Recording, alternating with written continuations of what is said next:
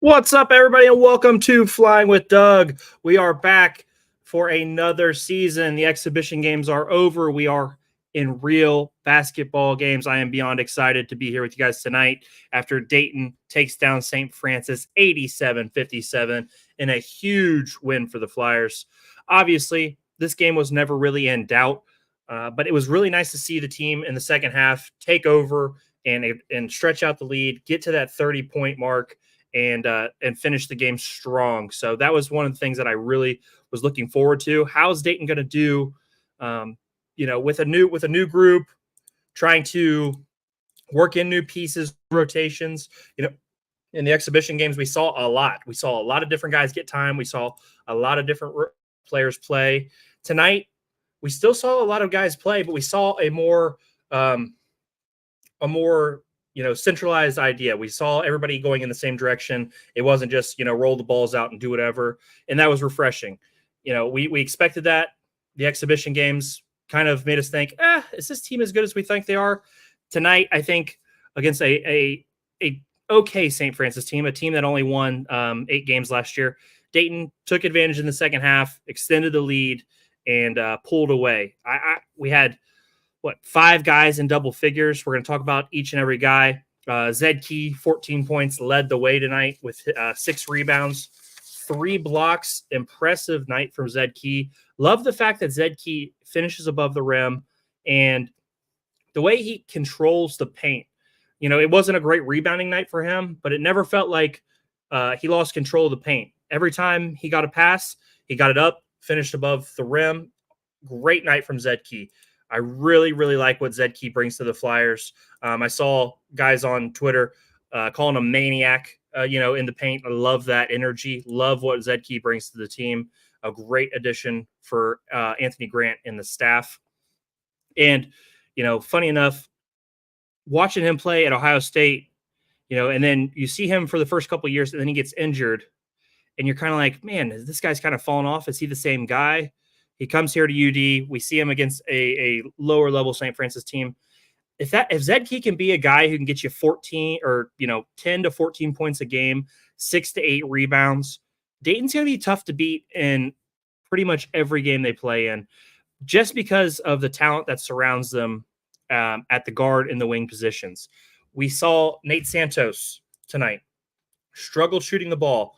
It just wasn't going down. 1 for 9 from the field. 0 for 6 from 3, finished with 4 points, 8 rebounds, 3 assists, though. I thought Nate Santos was going to be key for us tonight, but at the same time, I think he did it in other ways. He was good on defense. He was rebounding. He was second on the team in rebounds tonight. The ability to pass. I really like what Nate Santos brought, and he never let his shooting difficulties weigh him down tonight. So impressive night from Nate Santos on an off night, and that's what you really want from one of your best players. Can he still show up and help the team in other ways? So I really appreciated Nate Santos' game. I think he's going to be very, very important for Dayton going forward. He's got to be able to score 10, 12, 14 points a game and be one of the leading scorers on the team. Next guy I want to talk about, Posh Alexander. I thought it was interesting because in the exhibition games, we saw Malley start and we saw Posh come off the bench. Tonight, Posh, Cheeks, Bennett, Santos, Key start the game. Interesting. I like the fact that, Posh just going through the motions in the exhibition games. I understand this guy is a senior. He's been through everything. He's been in the Big East. He's played all these games.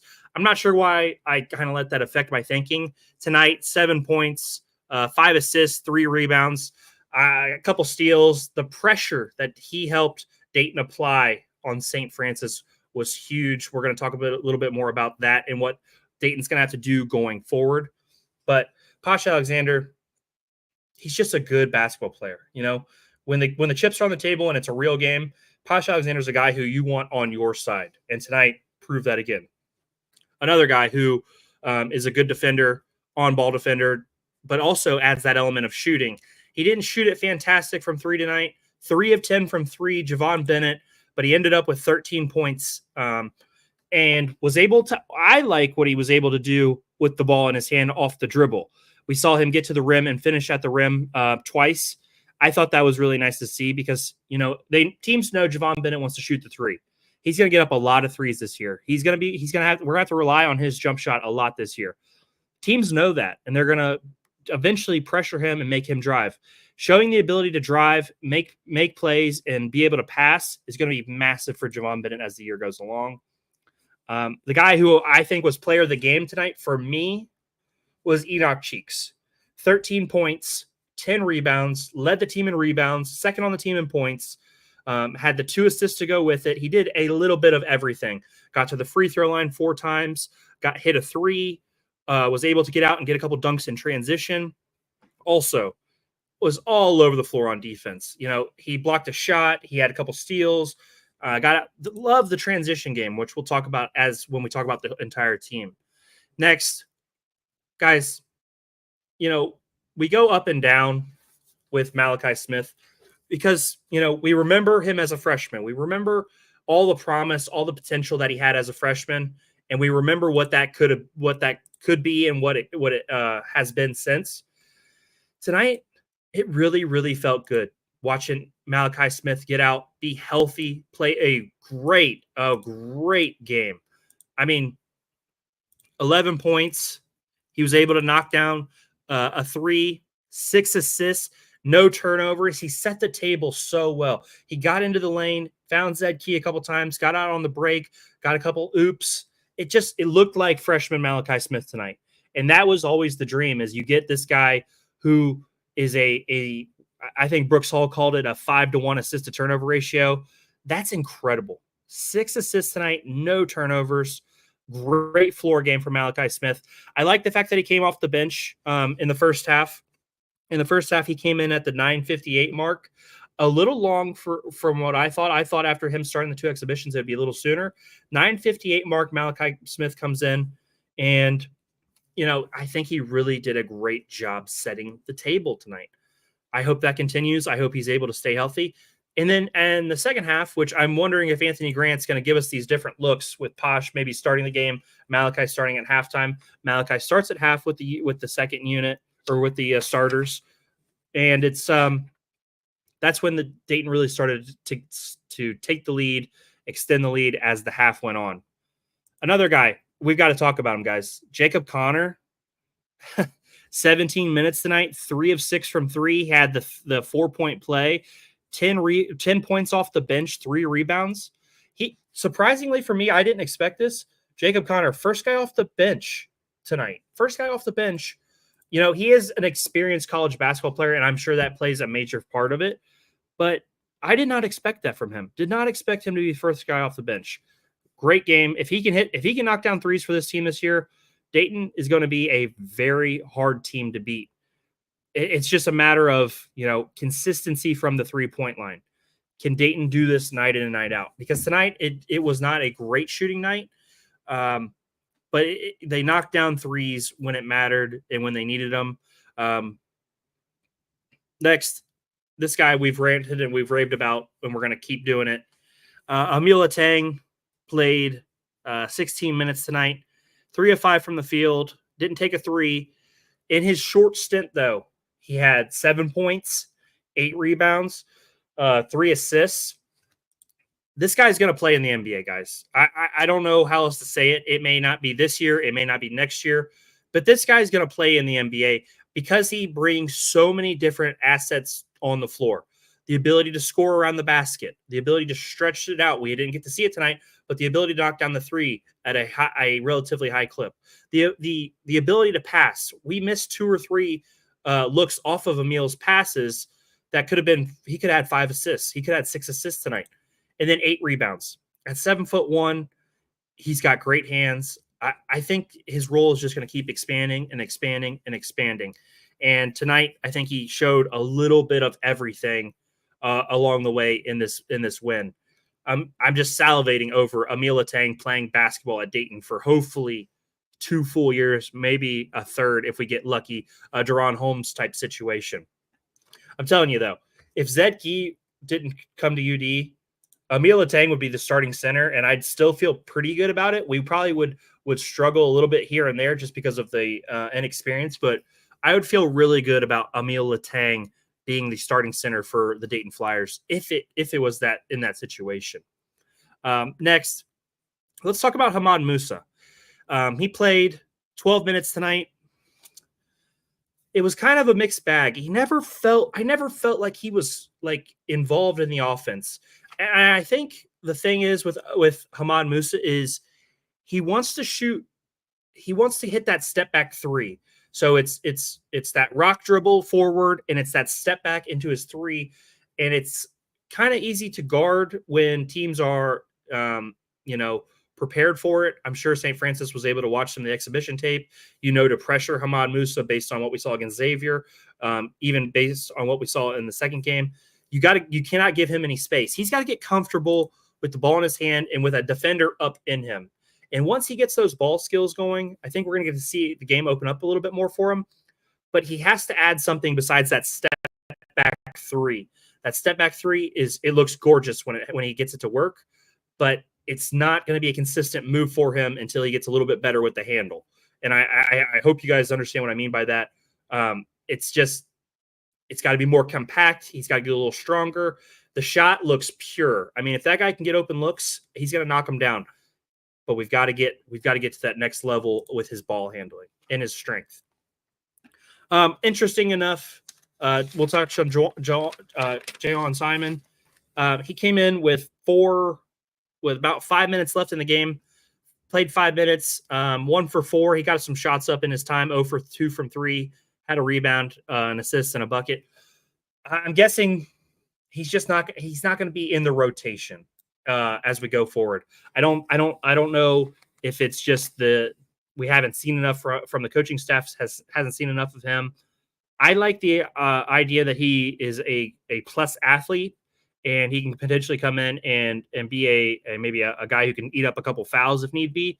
But I'm not sure if he's going to be the rotation. And that's where it's interesting in this day and age. We're going to touch on this next guy and kind of group this together. If you're a Simon, if you are potentially an Isaac Jack, who we know is injured tonight, but based on things I'm hearing, he might not be in the rotation as much as we would believe. But then you got to think, we've seen a guy like Emil Latang emerge. Hamad Musa is going to be taking minutes away from Simon. That probably plays a big factor in why there's not more minutes available for those two guys. But in the transfer portal era, how long do you wait when you're in these situations? Simon sat out last season with the red shirt. I think he's got potential. It's just very raw. I think he could. I don't know. I'm trying to think of ways to get him on the court, and maybe the staff doesn't see it, and that's potentially that's okay. But overall, let's talk about Isaac Jack. Before the game, he's a scratch. It wasn't a serious injury based on what Larry Hanskin said. Based on all that information, it wasn't a serious injury, but he was on the bench. He didn't dress tonight. I'm not sure where we go with here because it's hard to keep a guy as talented as Emil Latang off the floor. But I like Isaac Jack in certain situations where we need some physicality. We got to eat up some fouls. So I'm wondering if he still gets some minutes here and there or not. I mean, we got to see what? 1, 2, 3, 4, 5, 6, 7, 8, 9. 9 guys get over 10 minutes. That's a pretty deep rotation. Again, it's St. Francis against Northwestern.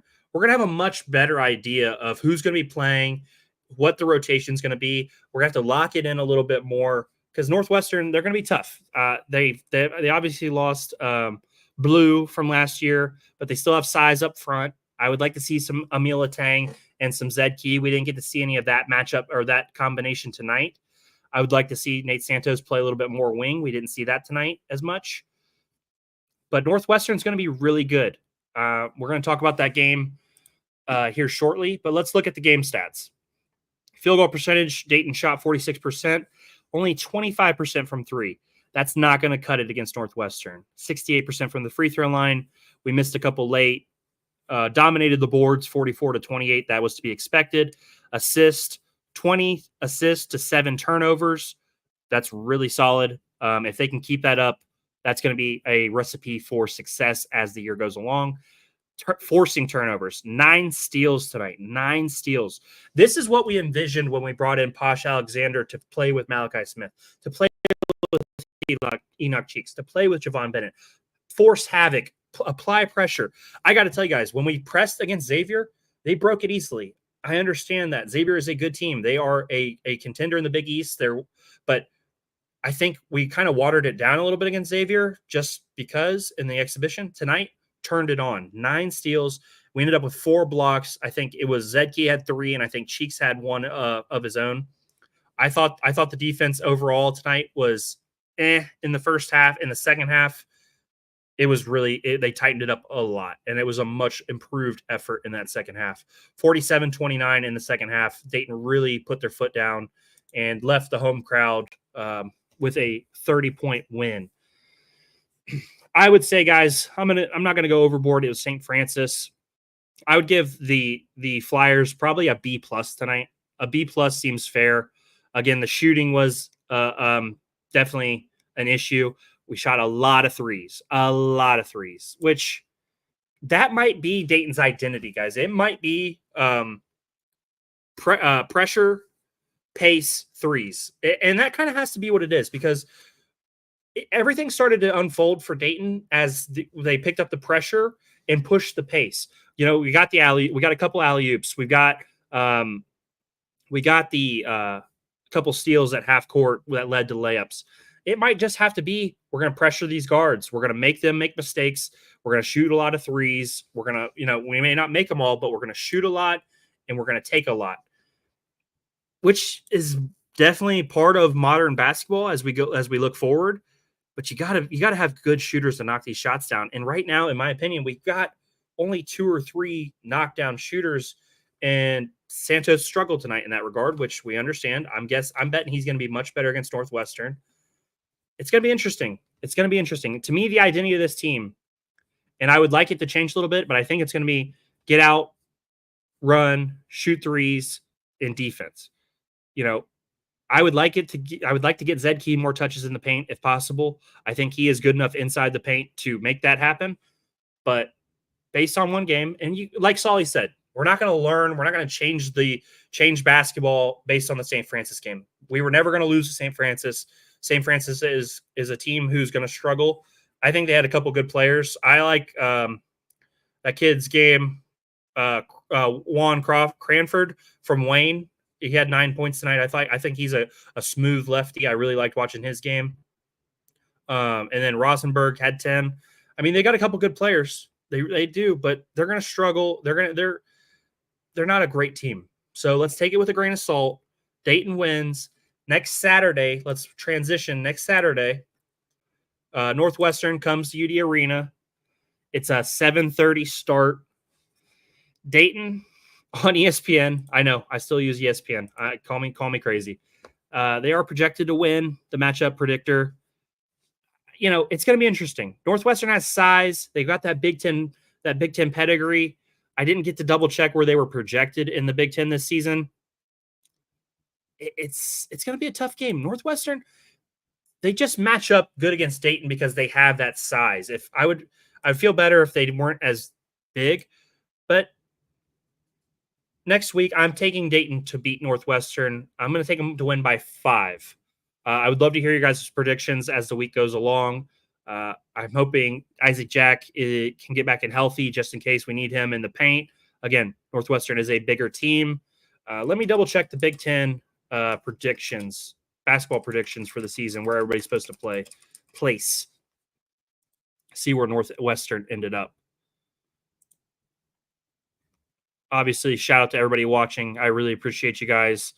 It's always fun getting on here and talking Flyer basketball, especially after a big win. Right now, they are projected. They are projected to finish 15th in the Big Ten. They replaced Boo Buie with Fairfield and Jalen Leach, who averaged 16 last year. Jalen Leach is going to be somebody to watch. And then they return Brooks Barnheiser. We know he gave us problems. Ty Berry gave us problems. Northwestern's still going to have good players. They're still going to be a tough team. So please, please, please do not think we're going to walk over Northwestern. I'm going to say Flyers by 5. We have got to pressure their guards, make them make mistakes. Rebounding. We'll do another video later in the week, a short video talking about the keys to the game, the keys. We're going to use Zed Key as our keys to the game going forward. I thought that was a fun play on words. But guys, Dayton tonight, 30-point win, beat St. Francis. A good start to the season. A little uneasiness from myself and a bunch of other people after the exhibition games. I got to remember, guys, they're exhibition games. They don't mean anything. But Nate Green said it great. Practice like you play. And tonight, Dayton played in that second half the way they hopefully practice every game. Guys, this has been Flying with Doug. I want to get on here quick, have a fun conversation with you guys. If you guys listen to the audio version, please leave a review. If you hate me, leave a review. If you like the show, leave a review. I appreciate all the support. It's going to be a fun week preparing for Northwestern, guys. I cannot wait. If you are watching on YouTube, hit that subscribe button. It only helps me out more. Fun season, guys. Fun kickoff to the season. I like this team. I've got a nervous energy about the Dayton Flyers this year. Deron Holmes, he's recovering with the Nuggets. Tamani Kamara with the Blazers. We don't have that guy that we just, hey, this is our All-American. We're going to have to be a unit. We're going to have to be a team this year, and that makes me a little nervous, but I'm also super excited about it. Tonight is step one in a long Dayton Flyers basketball season. So this has been Flying with Doug, episode 8, the recap against St. Francis. Leave a review, hit that subscribe button, like, follow. I appreciate you guys, 121 live viewers. We will see you guys next week for our recap of the Northwestern game. See you next time.